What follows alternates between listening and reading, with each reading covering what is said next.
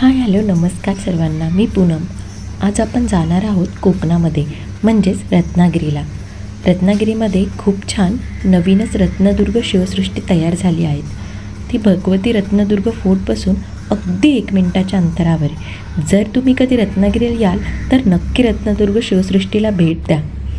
चला तर आपण बघूया काय आहेत रत्नदुर्ग शिवसृष्टी.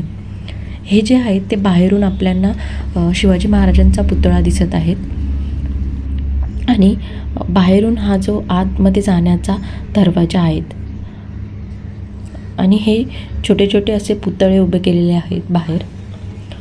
जेव्हा लाईट लागते तेव्हा हे दृश्य खूप सुंदर दिसतं.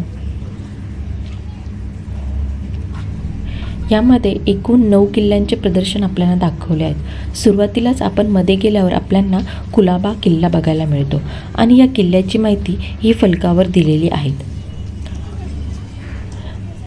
हा शिवाजी महाराजांचा पुतळा आपल्याला दिसत आहे. तो जवळजवळ 24 फूट इतका उंचीचा आहे आणि ही रत्नागिरीमध्ये शिवसृष्टी बांधण्याचे एकच उद्दिष्ट म्हणजे आपण रत्नागिरीला आल्यावर संपूर्ण शिवाजी महाराजांच्या किल्ल्याची माहिती एकाच जागे मिळावी, हेच उद्दिष्ट आहे. पुढे गेल्यावर आपल्याला हे सुंदरसं असं मंदिर दिसतं आहे आणि हे दृश्य बघायला पण खूप छान वाटतं आहे. इथे छोटे छोटे असे घरं तयार करण्यात आले आहेत आणि इथे त्या घरांमध्ये काहीतरी पुतळे असे उभे केलेत की जे काहीतरी काम करताना आपल्याला दिसत आहेत.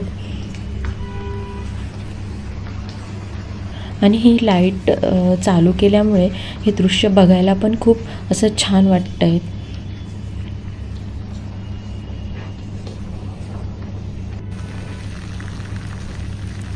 खूप सुंदर असे घर आहेत. ही आहेत शीप. बाहेरून आपल्याला याच्या तोफा दिसत आहेत आणि ही शीप असं वाटतं की खरीखुरी शीप अशी उभी केलेली आहेत. बघू शकता तुम्ही किती मोठी शीप आहेत ही.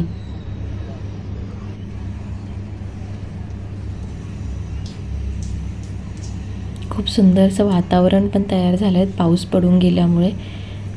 बघायला पण छान वाटतं. बाजूलाच समुद्र आहेत. तर दृश्य पण खूप सुंदर दिसतं आहे इथून समुद्राचं.